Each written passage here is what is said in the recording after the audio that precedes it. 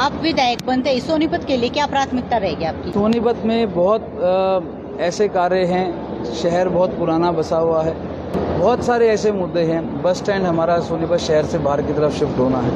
Party ने आप पर भरोसा जताया, आपकी जीत के समीकरण क्या रहेंगे? मैं समझता हूँ ये चुनाव मेरा चुनाव नहीं, सोनीपत की जनता का चुनाव है। सोनीपत की जनता इस चुनाव को लड़ेगी और सोनीपत की जनता पे मुझे पूर्ण विश्वास है। पहले भी आशीर्वाद दिया है, आगे भी इस चुनाव में आशीर्वाद देगी। नमस्कार दर्शकों, स्वागत है आपका हरियाणा उत्सव पर और मैं हूं आपके साथ प्रीति सिंघल। इस वक्त हम सोनीपत में मौजूद हैं और सोनीपत के जो मेयर हैं और भाजपा ने कल अपनी जो पहली लिस्ट जारी की है, पहली ही लिस्ट में निखिल मैदान सोनीपत से मौजूद है और उन पर पार्टी ने अपना विश्वास जताया है। इनके जीत के समीकरण क्या रहेंगे और पार्टी ने इन पर अपना भरोसा जताया। सर नमस्कार। नमस्कार। सबसे पहले मैं पार्टी के शीर्ष नेतृत्व का माननीय नरेंद्र मोदी जी, हमारे जो प्रधानमंत्री हैं, विश्व के सबसे लोकप्रिय नेता हैं, उनका, पार्टी के राष्ट्रीय अध्यक्ष नड्डा जी का, गृह मंत्री अमित शाह जी का, नायब सिंह सैनी मुख्यमंत्री हरियाणा जी का, मनोहर लाल खट्टर जी का, हमारे हरियाणा के प्रदेश अध्यक्ष मोहन लाल बड़ोली जी का और हमारे सभी प्रभारी का मैं धन्यवाद करता हूं, जिन्होंने मेरे ऊपर विश्वास जताया है और आशीर्वाद दिया है और सोनीपत का मुझे प्रत्याशी चुनकर भेजा है। पार्टी ने आप पर भरोसा जताया, आपकी जीत के समीकरण क्या रहेंगे? मैं समझता हूँ ये चुनाव मेरा चुनाव नहीं, सोनीपत की जनता का चुनाव है। सोनीपत की जनता इस चुनाव को लड़ेगी। सोनीपत की जनता जो पिछले 5 सालों से ये आस लगाकर बैठी थी कि भी हमारे सोनीपत के अंदर जो विकास चंडीगढ़ से आने थे या जो विकास कार्य वहाँ से उठने चाहिए थे, जो चंडीगढ़ तक आवाज़ नहीं उठाई गई, ये उनका चुनाव है और सोनीपत की जनता पे मुझे पूर्ण विश्वास है। पहले भी आशीर्वाद दिया है, आगे भी इस चुनाव में आशीर्वाद देगी और मैं विश्वास दिलाता हूँ आपके चैनल के माध्यम से सभी हमारे सोनीपत की जनता को कि जो भी ये अब चुनाव है, इसके अंदर हमारे सारे संभव प्रयास सोनीपत के विकास के लिए हम लोग उठाएंगे और सोनीपत की आवाज़ चंडीगढ़ में उठाने का काम करें। आप विधायक बनते ही सोनीपत के लिए क्या प्राथमिकता रहेगी आपकी? आप युवा नेता हो। सोनीपत में बहुत ऐसे कार्य हैं, शहर बहुत पुराना बसा हुआ है और बहुत ऐसे कार्य हैं, जैसे हर बारिश में आप जल भराव देखते हैं।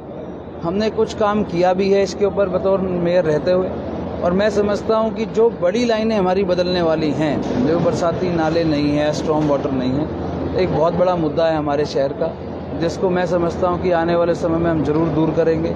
मेट्रो का मुद्दा है, सिविल हॉस्पिटल के लिए है, बहुत सारे ऐसे मुद्दे हैं। बस स्टैंड हमारा सोनीपत शहर से बाहर की तरफ शिफ्ट होना है। जितने भी हमारे शहर के विकास के मुद्दे हैं, इन सब के ऊपर हम चुनाव लड़ेंगे और सोनीपत की जनता को मैं विश्वास दिलाता हूँ कि आने वाले समय में जितनी भी ये विकास, जो सोनीपत में विकास का पहिया रुका हुआ है, इसको दोबारा से चलाने का काम करें।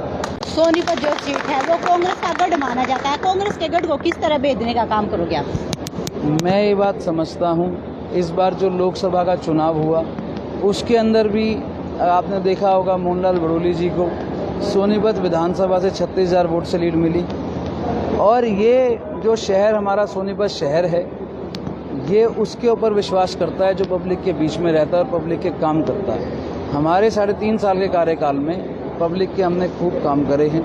हर कॉलोनी, हर वार्ड, हर मोहल्ले तक हमने पहुंचने का काम किया है और जो कमियां अभी रह गई, क्योंकि निगम का एक विकास कराने का एक दायरा है और जो अभी चीज़ें विकास की रह गई हैं, जो चंडीगढ़ से होने वाली हैं, ये मैं विश्वास दिलाता हूँ कि ये हम वहाँ से पूरा करेंगे। सर, आपकी पार्टी ने जिस तरह पहले लिस्ट जारी की, लिस्ट जारी करते आपकी पार्टी के कुछ नेता थे या कार्यकर्ता थे, उन्होंने पार्टी को छोड़ दिया, इस पर क्या कहना चाहोगे? मैं इसमें समझता हूँ कि मेरी निजी किसी के साथ भी मतभेद नहीं है।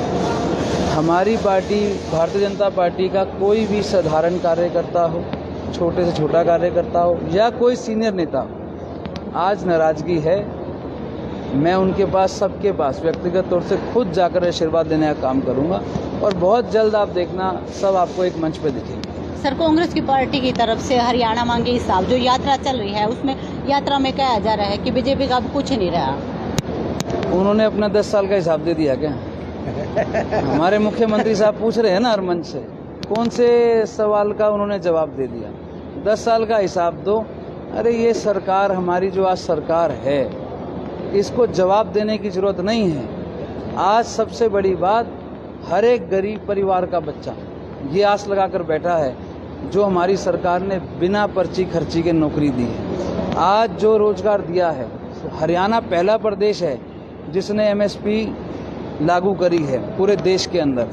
उसके बाद भी हिसाब मांगते हैं, तो ये तो उनको अपने आप को देखना चाहिए। और मैं समझता हूँ कि नायब सिंह जी के नेतृत्व में नॉन स्टॉप हरियाणा आगे बढ़ रहा है और तीसरी बार सरकार फिर आएगी। जी, एक और सर, आप पर पार्टी ने भरोसा जता दिया है, तो अब जो सोनीपत की जनता है उसको क्या संदेश देना चाहोगे? मैं सोनीपत की जनता से अपील करता हूं और विश्वास दिलाता हूं, जो हमारा ये 3.5 साल का कार्यकाल रहा है आज तक का बतौर मेयर रहते हुए, पब्लिक के बीच में रह के हर एक आम व्यक्ति का, हर एक कॉलोनी का, हर एक वार्ड का मैंने मुद्दा उठाया है और अपने संभव प्रयास से वहाँ पर काम करवाए।